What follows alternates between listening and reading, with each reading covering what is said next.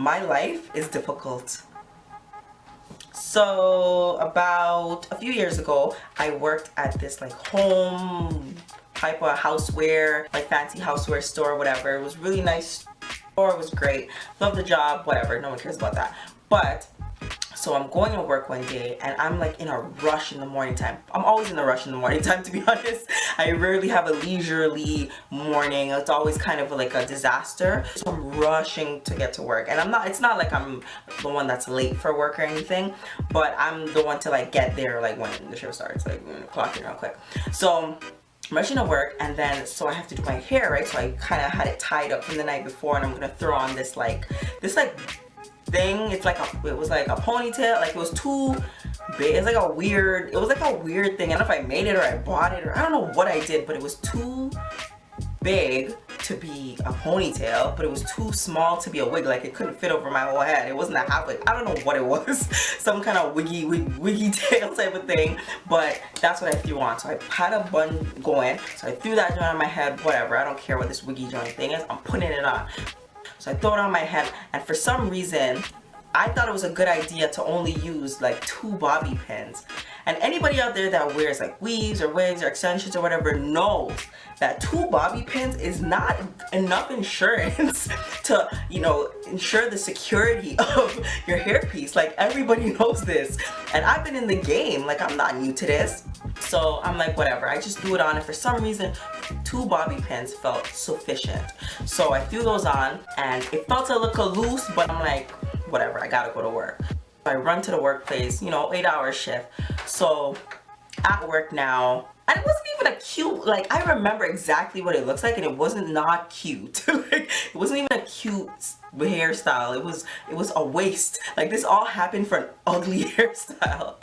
So I was at work for helping the customers, super customer service, everything. Oh, you want everything. So I'm helping all the customers. And there's this one particular lady that I'm helping, and I was going hard. Like I was working so hard to get her everything she needed. I was like, what do you need? I'ma get it. Run. I'm like running upstairs, bringing stuff from the back. I'm like killing it for this lady. This lady was Caucasian. I'm just saying that because I want to tell the full story.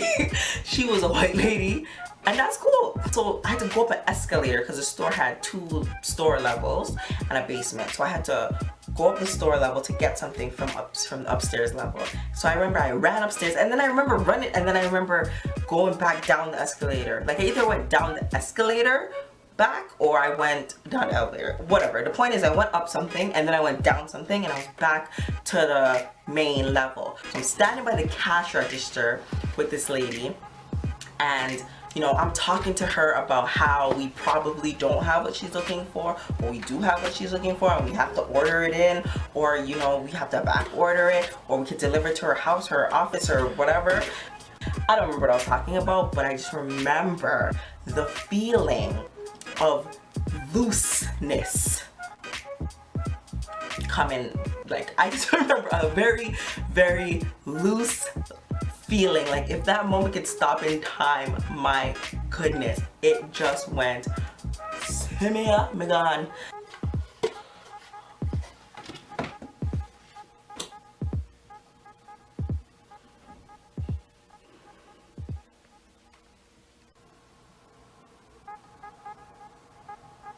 God. So I was just like, okay, like I'm going to lose my mind. But in a split second, because I'm sharp like that, I just bend down and I just plop it right back on my head like nothing happened. I didn't say nothing to her. I didn't say anything to her. I didn't make any mention about it. I did it like, what?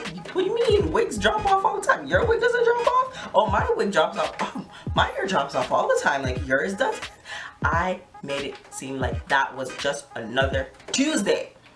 So, and she was all like, oh, that's great, that's interesting. Oh, like she didn't know what to say. Like, what do you say? Like, she's not gonna laugh in my face. She should have laughed in my face.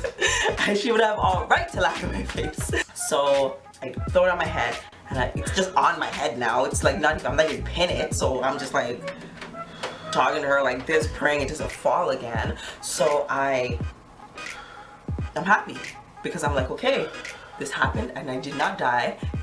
The world did not crash down. Everything is still okay. Still moving. I'm okay. I survived this. But no, I didn't survive this because I turned to the corner and relatively everybody was doing their own thing. Nobody really cared about what I was doing. No one was paying attention to me. It was busy. It was kind of like I was there and the whole world was just like living their own life. But I turn over there and I see the one person in the entire store. The one person in the entire city of Toronto, the one person in the entire province of Ontario, the one person in the entire country of Canada, the one person on the whole wide world, the one person in the universe that I would not want to see that happen, saw the whole thing. I was just like, not you, of everybody. Why did it have to be you? Why? God, why? So she saw the entire ordeal from when I went up the escalator to when I came down the escalator to when I was talking to the lady to when the wig dropped off to when we put it back, and she was dying of laughter. Dying of laughter.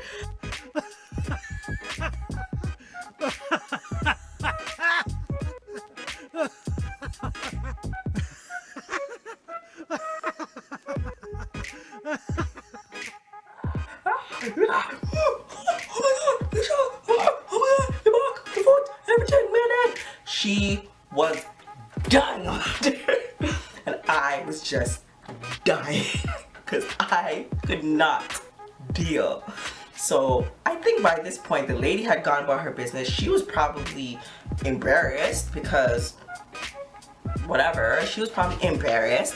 So I'm just like, okay, like it's great, it fell off, I know that, I was there, let's move on from this. No, moving on from this is happening.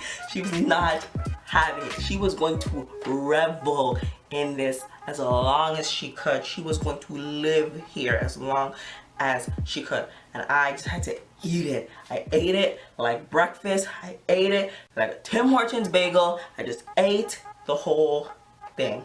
And I was just like, I want to not exist in this moment. So I went downstairs because I was trying to get in front of the joke, you know? You know when something crazy happens to you, you just want to get in front of it because you don't want, you know, you want to be the first person to bring it up. But it was not working because this person was louder than me, this person was more popular, and this person was not, I don't know, she was not happy. So I went down to the basement and I wanted to cry tears. Tears, but I didn't because I'm strong. But then this one guy, one of our co-workers who is great, and I hope he's having a great life right now, he came into the basement and he gave me a hug and he said, it sucks and I'm sad that that happened to you, and he made me feel better. So he was the highlight of the story. But whoa, that's why I'm not embarrassed. That's why I'm rarely embarrassed these days, because I just feel like after that, like what the heck can I be embarrassed about? Like, falls off in a public setting, what else is there? What else is there to lose? What do I have to lose? The moral of the story is you might have something that you need, but if you don't have the right tools to secure it, you're gonna end up with a wig on the floor and everybody laughing at you. Anyways, that's it.